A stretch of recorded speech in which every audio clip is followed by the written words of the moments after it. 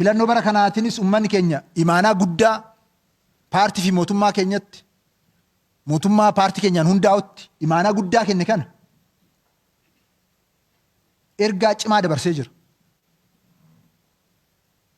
Ergaan isaa tokkoffaan mootummaa naannoo isaa cimsachuudha. Itoophiyaa utubuudha. Itoophiyaa cimsuudha. Itoophiyaan karaa dimokiraasiitiin akka caalmatti ceetu gochuudha. Kana aarsaa barbaachisu hunda kaffalee ummanni keenya kana agarsiisee jira. Lammataan karaan waraanaa karaa badii akka ta'e ummanni keenya ifatti agarsiisee jira.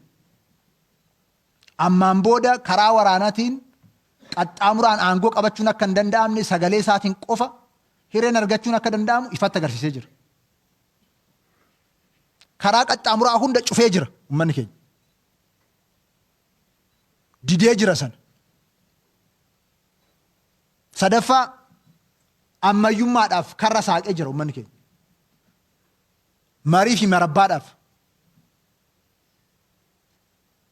Mariin biyyoolessaa amma gaggeeffamu kun karaa akka qabatuuf. Afaan qawweetiin oduu hin taane namni waltajjiitti bahee mari'atee wal mormee fedhii wasaa akka milkeessu gochuu irratti akka xiyyeeffatu.